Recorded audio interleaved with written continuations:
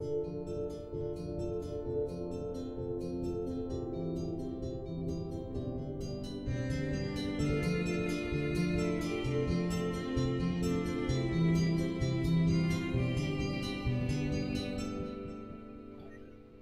یہ سب پیار کرنے والوں قربانی ہے. انہوں نے اتنے الفاظ میں لکھے ہیں. خادم جو ہے وہ کبھی نہیں ہوتا. خادم کو خادم ہوتا ہے. خدا یسوع مسیح کے لیے خادم کا لفظ استعمال ہوا لیکن کے دوسرے باب میں. اور خادم کے لیے یونانی زبان میں دو لفظ ہیں. ایک ڈیاکنوس جس سے ڈیکن کا لفظ نکلا اور ایک ڈولوس جس کا مطلب ہے غلام. دونوں کا مطلب نوکر ہے. ایک نوکر وہ ہے ڈیکن جس کی تنخواہ ہوتی ہے, جس کا معاوضہ ہوتا ہے, جس کی کوئی ڈیوٹی آورز ہو. جو ڈولاس ہے اس کے کوئی ڈیوٹی آورز نہیں ہوتے. وہ 24 گھنٹے کا نوکر ہوتا ہے. وہ اپنے مالک کی ملکیت ہوتا ہے. خداوند یسوع مسیح کے لیے ڈولاس کا لفظ استعمال کیا. وہ ہمارے لیے غلام بن گیا جس کی کوئی تنخواہ نہیں, جس کا کوئی معاوضہ نہیں. عزیزو, میں آپ کا شکر گزار ہوں اس عزت افزائی کے لیے جو آپ نے مجھے دی ہے. خداوند آپ کو بڑی برکت دے. میں خداوند کا ایک اپنا خادم ہوں اور مجھے خدمت ہی رہنا. آپ کی بہت مہربانی. ہم خداوند کے پاک کلام میں سے رومیوں کے خط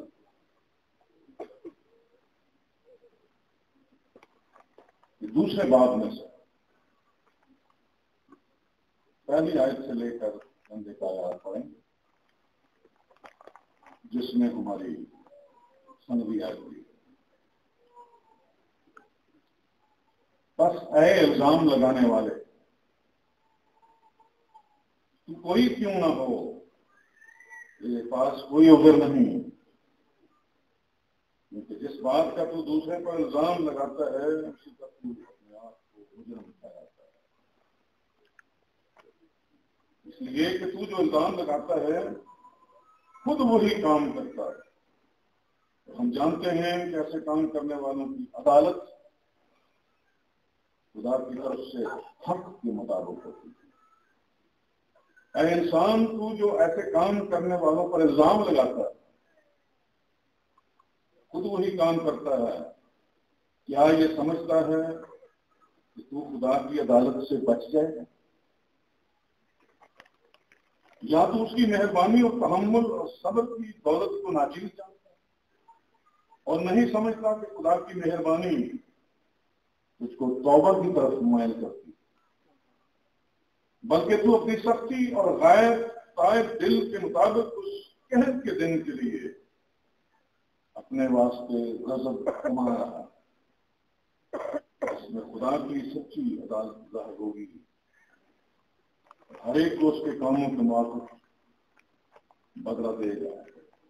جو نیکوکاری میں ثابت قدم رہ کر جلال اور عزت اور بقا کے طالب ہوتے ہیں ان کو ہمیشہ کی زندگی دے گا, مگر جو تفرقے کے انداز اور حق کے نہ ماننے والے بلکہ ناراضگی کے ماننے والے ان پر غضب اور قہر ہوگا. مصیبت اور تنگی اور ہر ایک بدکار کی جان پر آئے گی. پہلے یہودی کی پوری زمانے کی. خدا ان کے پاس کلام کے پڑھے اور سنے جانے پر اس کی برکت ہو. خدا ان کا شکر ہو. ہم دعا مانیں. ایک دعائیہ درخواست یہاں پر اس لیکچر کے اوپر ٹیپ کے ساتھ لگی ہوئی ہے.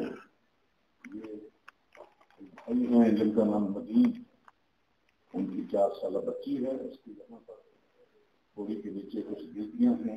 انہوں نے مجھے آج خاص کہا کہ میں اپنی دعائیہ درخواست پر چشمہ کر آیا ہوں.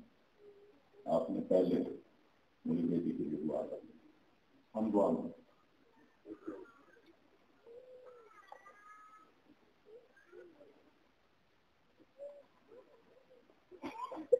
یعنی خدا ہمارے پروردگار کہ تو نے ہمیں اپنے لوگ ٹھہرایا ہے, اپنے بیٹے ہمارے منجی تمام دنیا کے نجات دہندہ خداوند یسوع مسیح پر ایمان لانے کے وسیلے سے تم نے ہمیں یہ فضل عطا کیا ہے کہ ہم تجھے باپ کہہ کر پکاریں، تیری فرزندیت میں قبول کیے جائیں۔ ہم اس لائق نہ تھے کہ تیرے بیٹے اور بیٹیاں کہلائیں، لیکن خداوند ہم تیرے پیار کے لیے، تیری بے بہا محبت کے لیے، تیرے اس بہائے ہوئے خون کے لیے، اس عظیم قربانی کے لیے جس کے وسیلے سے تو نے ہمیں خرید لیا۔ ہم تیرے ہیں، تو ہمارا مالک ہے، تو ہمارا باپ ہے۔ ہم تیرا شکر کرتے ہیں اس ایمان کے لیے جو تو نے ہمیں بخشا ہے، جس کے وسیلے سے ہم تیری طرف رجوع کرتے ہیں اور خداوند تیرے قدموں میں حاضر ہوتے ہیں، تیرے کلام کو سنتے، سناتے، پڑھتے اور اس کو قبول کرتے ہیں، اس کو قبول کر کے اس پر عمل کرنے کی کوشش کرتے ہیں۔ اے خداوند ہم تیرے بندے ندیم تیرا شکر کرتے ہیں جس کا ایمان ہے کہ جب ہم مل کر اس کی بیٹی مائلہ کے لیے دعا کریں گے، خداوند تو اس کی ساری تکلیف کو، بیماری کو، مرض کو اپنے قادر یسوع نام میں دور کرے گا۔ اے خداوند تو اس بچی پر اپنے کرم کی نظر رکھ۔ ہم تیرے کلام کے لیے تیرا شکر کرتے ہوئے منت کرتے ہیں، ہم پر اپنے کلام میں سے اپنی پاک مرضی کو واضح فرما، ہمارے دلوں میں تیرا کلام سرایت کرے، تیری پاک مرضی کو جانے، اس پر عمل کر کے ہم تیرے غضب سے، تیرے قہر سے، تیرے غصے سے اے خداوند بچ جائیں۔ تیری تعریف، تیری شکرگزاری کرنے کے لائق ہے۔ اپنے خادم کے ساتھ ہو، بولنے والے اور سننے والے ایک روح میں بن جائیں، تاکہ خداوند ہمارا دھیان پورے طور پر تیرے کلام کی طرف لگا رہے، اس کے وسیلے سے تو ہمارے ساتھ گفتگو کرے اور خداوند تیری پاک مرضی کو جان کر ہم اس پر عمل کر سکیں۔ ہماری دعا کو سن قبول کر، کیونکہ سب کچھ تیرے پیارے بیٹے اپنے خداوند یسوع مسیح کے وسیلے سے مانگتے ہیں، آمین۔ میں کنونشن کمیٹی کو کہہ رہا تھا، اتنا خطرناک مضمون آپ نے رکھا، غضب الہی، خدا کا غضب۔ عام طور پر انگلش میں اس کو راٹ کہتے ہیں، WRAT، لیکن آج کل کی انگلش میں اس کو اینگر کہتے ہیں، اینگر یعنی غصہ، قہر۔ میں نے یہ بھی دوپہر کو بتایا کہ رومیوں کے خط کا جو مضمون ہے، جو تھیم ہے، وہ غضب نہیں ہے، اگرچہ اس میں 7 دفعہ غضب کا ذکر ہے، لیکن رومیوں کے خط کا مرکزی مضمون جو ہے وہ راست بازی ہے، خدا کی راست بازی۔ اور میں نے مارٹن لوتھر کا ایک فرمان بھی بتایا دوپہر کو۔ انہوں نے فرمایا ہے کہ ہمارے گناہ خداوند کی قربانی کے بعد، خداوند کے کفارے کے بعد، اس کے فدیے کے بعد، اس کی عظیم قربانی کے بعد ہمارے گناہ ہمارے نہیں رہے، وہ مسیح اس نے اٹھا لی، اور اس کے کفارے کے بعد وہ راست بازی مسیح یسوع کی نہیں رہی، وہ ہماری ہوگی۔ ہم راست باز ٹھہرے، مفت راست باز ٹھہرے۔ یہ خدا کا کلام اثر کرنے والا کلام ہے۔ میں نے ایک مثال سنائی، ایک شخص کی زندگی ایک لفظ سے، کلام کے ایک لفظ سے، مگر سے تبدیل ہو گئی، مگر سے اس کی زندگی تبدیل ہو گئی۔ اور اس نے ایک لفافے پر، ایک رتی کاغذ پر کچھ لکھا ہوا دیکھا، اور اس پر لکھا ہوا تھا، اس لیے سب نے گناہ کیا، خدا کے جلال سے محروم ہوئے۔ رومیو 3 باب 23 آیت، اس لیے کہ سب نے گناہ کیا اور خدا کے جلال سے محروم ہیں، مگر جو ہے وہ 24 آیت کا پہلا لفظ ہے، اور مگر کے بعد وہ رتی کاغذ ختم ہو جاتا، اس کے آگے نہیں دکھتا ہوا۔ اس نے سوچنا شروع کیا، اس نے سوچنا شروع کیا کہ یہ بڑی حقیقت لکھی ہوئی ہے اس کاغذ پر کہ ہم سب گناہ گار ہیں، اور خدا کے جلال سے نتیجتاً محروم ہے، مگر اس نے سوچنا شروع کیا کہ مگر کے بعد شاید اس کا کوئی علاج کیا ہوگا. اس نے ڈھونڈنا شروع کیا، ڈھونڈتے ڈھونڈتے بائبل تک پہنچا، وہ نئے عہدنامے تک پہنچا، وہ انجیل مقدس کے اس خط کی طرف پہنچا جو رومیوں کا خط کہلاتا ہے. تیسرے باب کی 23ویں آیت تو اس کاغذ پر لکھی ہوئی تھی، لیکن مگر سے شروع ہونے والی 24ویں آیت نہیں تھی، اور اس نے اس خط میں سے پڑھی. 24ویں آیت میں لکھا ہے مگر اس کے فضل کے سبب سے، اس مخلصی کے وسیلے سے مسیح یسوع میں ہے، مفت راست باز ہے. ہم گناہگار تو ہیں اور خدا کی جلال سے محروم ہیں، یہ تو ایک حقیقت ہے، مگر ایک طریقہ ہے کہ ہم کچھ کیے بغیر، ہم کوئی شریعت پر عمل کیے بغیر مفت راست باز بن سکتے ہیں. گناہگار سے بدل کر راست باز، گناہ وہ اٹھا لے گا، راست بازی. عزیزو، ہم خداوند کے قہر سے بچیں گے. خداوند کے کلام میں خوشخبری موجود ہے. 5ویں باب کی 9ویں آیت میرے ساتھ دیکھیں. بس جب ہم اس کے خون کے باعث اب راست باز ٹھہرے. یاد رکھیں، راست بازی ہمیں تو مفت ملتی ہے، لیکن یہ قیمتی ہے، یہ انمول ہے، یہ خداوند کے خون سے ملتی ہے. مجھے اور آپ کو تو یہ مفت ملتی ہے. جو اس پر ایمان لاتے ہیں وہ تو مفت راست باز ٹھہرائے جاتے ہیں، لیکن اس کی بڑی قیمت ہے. اس کے لیے خداوند نے خون بہا.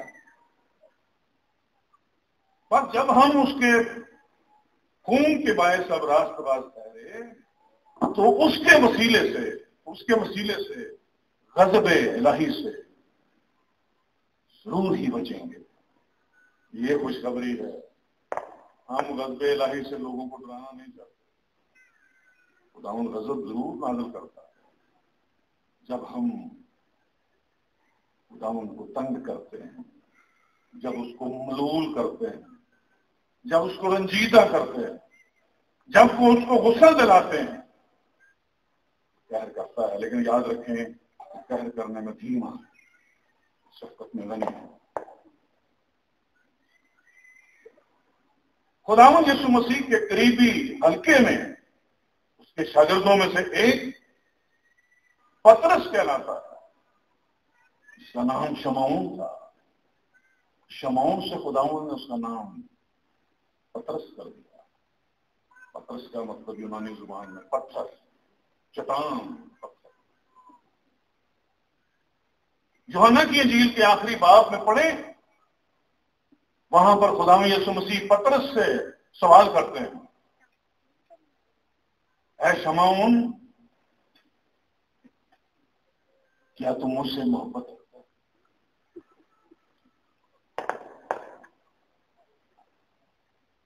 پطرس کا جواب، ہاں خداوند تو جانتا ہی ہے کہ میں تجھے عزیز ہوں. خداوند یسوع مسیح نے دوبارہ سوال کیا. شاید پطرس سمجھا نہیں کہ میں نے کیا پوچھا. اے شمعون، کیا تو مجھ سے محبت رکھتا ہے؟ پھر وہی جواب ملا، خداوند تو جانتا ہی ہے میں تجھے عزیز ہوں.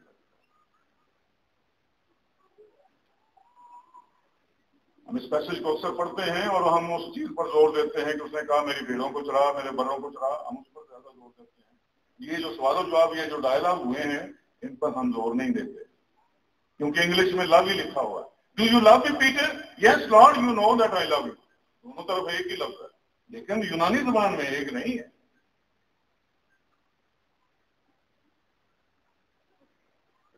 دو دفعہ جب سوال کیا خداوند نے اور جواب بھی وہی ملا کہ خداوند تو جانتا ہے کہ میں تجھے عزیز رکھتا ہوں. غلام یسوع مسیح نے تیسری دفعہ اپنا سوال کر دیا. اگر آپ جتنا چاہتے ہیں تو یوحنا کی انجیل کے آخری باب میں تیسری دفعہ خداوند نے سوال کیا، شمعون کیا تو مجھ کو عزیز رکھتا ہے؟ کیا تو مجھ کو صرف عزیز ہی رکھتا ہے؟ میں خداوند یسوع مسیح نے 2 دفعہ سوال کیا، کیا تو مجھ سے محبت رکھتا ہے؟ ہاں خداوند تو جانتا ہی ہے میں تجھے عزیز رکھتا ہوں. سوال کیا، کیا تو مجھ سے محبت رکھتا ہے؟ ہاں خداوند تو جانتا ہی ہے میں تجھے عزیز رکھتا ہوں. تیسری دفعہ خداوند نے اپنا سوال چینج کر دیا، شمعون کیا تو مجھے عزیز رکھتا ہے؟ عزیزو یہاں پر 2 الفاظ.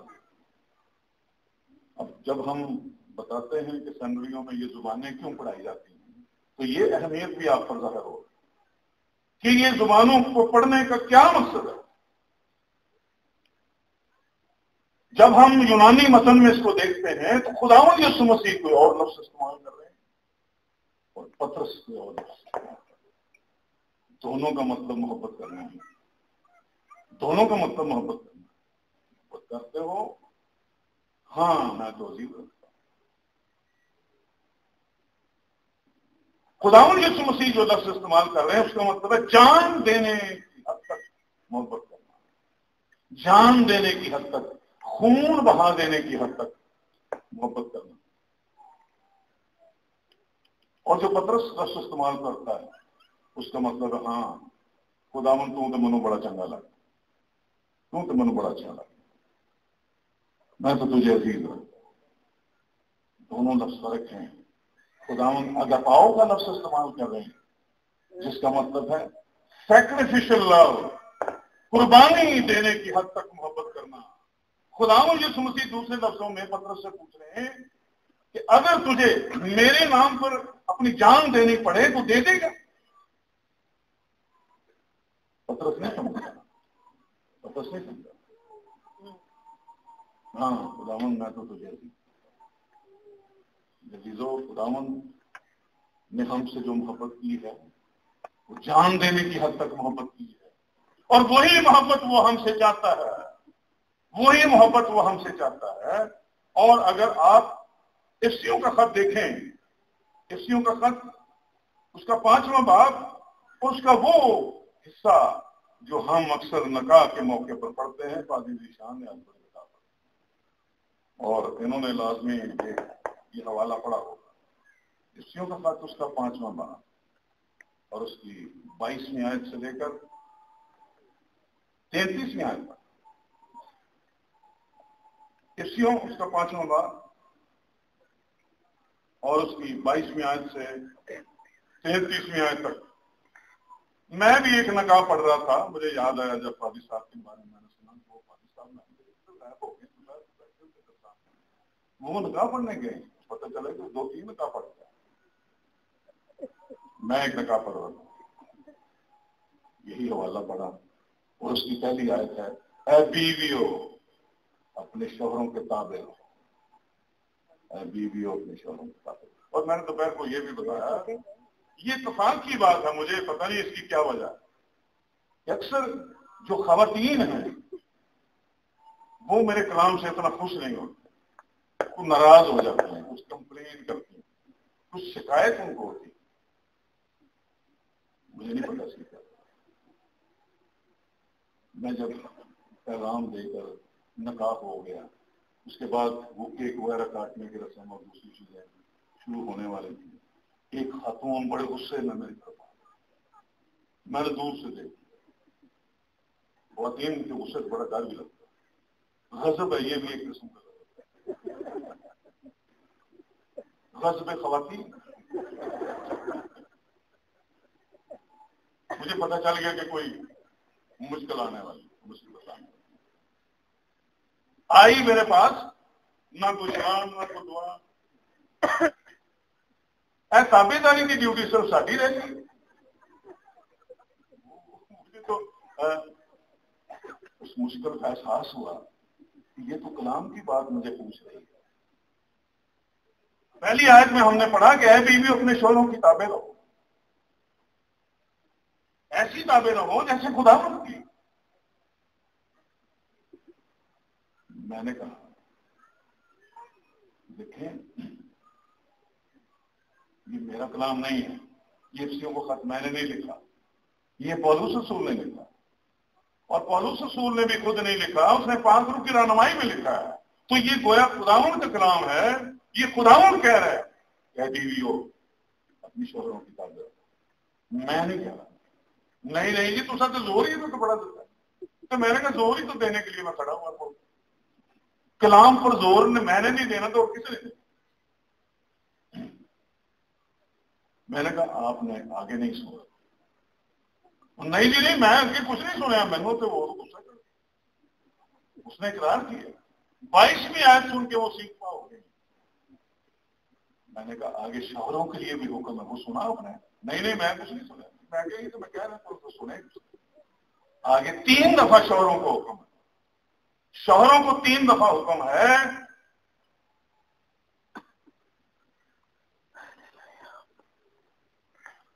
شوہروں اپنی بیویوں سے محبت رکھو. اے شوہروں اپنی بیویوں سے محبت رکھو جیسے مسیح نے بھی کلیسیا سے محبت کر کے اپنے آپ کو اس کے واسطے موت کے حوالے کر. کیسی محبت رکھنی ہے یہ بھی لکھا ہوا ہے. میں نے کہا آپ نے آگے تو سنا ہی. 25ویں آیت میں، 28ویں آیت میں، 33ویں آیت میں 3 دفعہ شوہروں کو حکم ہے وہ محبت رکھنے کا جس میں جان دینی پڑتی.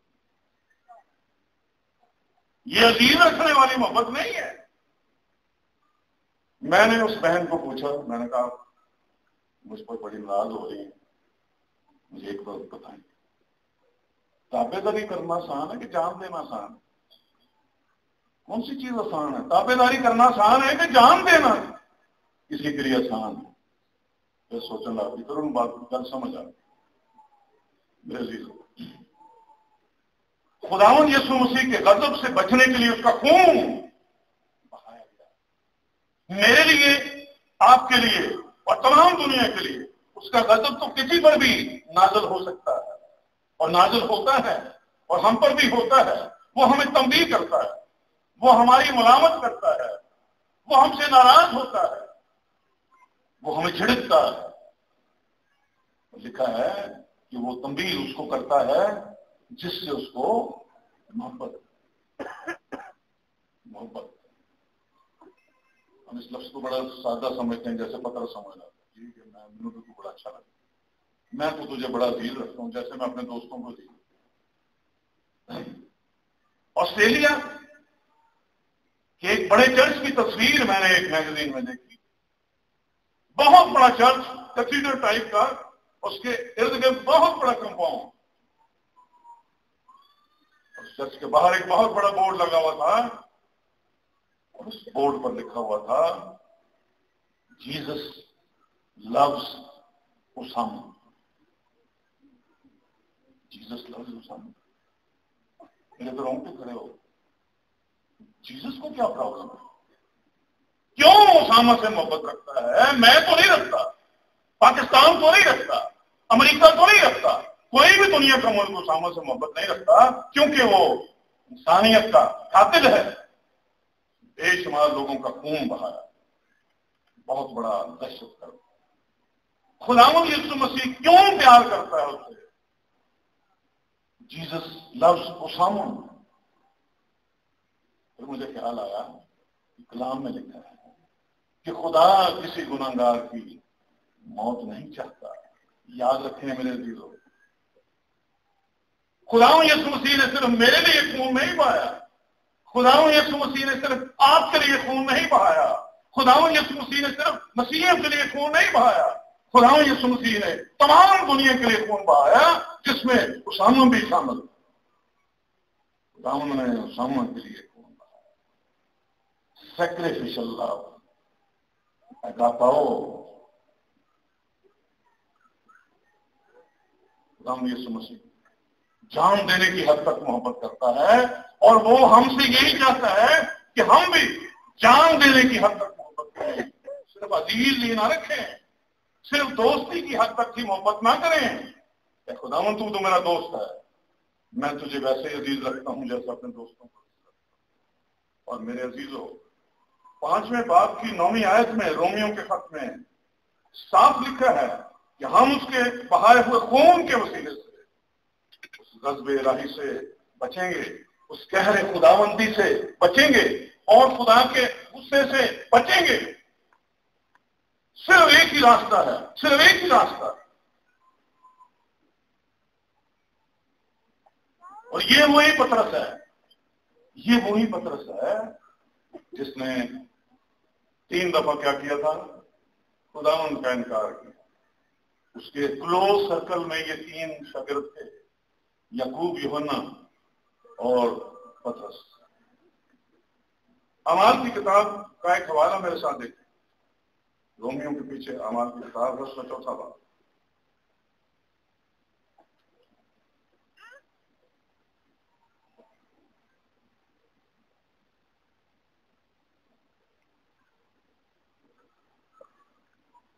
اس میں ہم ایک تبدیل شدہ پطرس کو دیکھتے ہیں، ایک تبدیل شدہ پطرس کو دیکھتے ہیں۔ متی کی انجیل کے 26ویں باب میں اس شاگرد کے، جس کا نام پطرس ہے، جس کا پہلا نام شمعون تھا، اس کے 3 انکار لکھے ہوئے ہیں۔ 26ویں باب کی 70ویں آیت میں، 72ویں آیت میں، 74ویں، 3 دفعہ انکار، 3 دفعہ انکار۔ انکار کیسا ہے؟ پروگریسو ڈینائل ہے، بڑھتا جاتا ہے، بڑھتا جاتا ہے، کام نہیں ہوتا، اسٹیپ بائی اسٹیپ زیادہ ہو رہا ہے۔ پہلی دفعہ کیا کہا اس نے؟ کسی عورت نے کہا کہ یہ بھی اس کے ساتھ تھا، یہ بھی اس کے ساتھ تھا۔ پطرس کیا کہتا ہے؟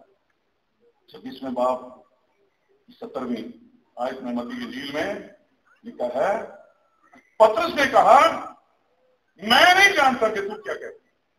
پطرس کی سمجھ میں بات نہیں آ رہی، وہ کہہ رہی ہے کہ یہ بھی اس کے ساتھ تھا، یعنی یسوع کے ساتھ تھا۔ پطرس کہہ رہا ہے میں نہیں جانتا کہ تو کیا کہتی ہے۔ 72ویں آیت، 2 آیتوں کے بعد 72ویں آیت لکھا ہے، وہ قسم کھانے لگا، وہ قسم کھانے لگا کہ میں اس شخص کو نہیں جانتا۔ کون سے شخص کو؟ پطرس کہہ رہے ہیں دوسری دفعہ انکار تھوڑا اور بڑھ گیا، انکار اور بڑھ گیا۔ پطرس کہہ رہے ہیں، قسم کھا کر کہہ رہے ہیں کہ میں اس شخص کو نہیں جانتا۔ تیسری دفعہ 74ویں آیت پڑھیں، 74ویں آیت میں لکھا ہے، اور وہ لعنت کرنے اور قسم کھانے لگا کہ میں اس شخص کو نہیں جانتا۔ لعنت بھی شامل ہو گئی بیچ میں۔ یہ وہ پطرس ہے، یہ وہ پطرس ہے۔ جب ہم انکار کرتے ہیں، جب خدا کا انکار کرتے ہیں، جب اپنے نجات دہندہ کا انکار کرتے ہیں، اپنے لیے، ہمارے لیے خون بہانے والے کا انکار کرتے ہیں، اس کی عظیم قربانی کا انکار کرتے ہیں، تو اس کے غضب کا نشانہ بنے گے یا نہیں بنے گے؟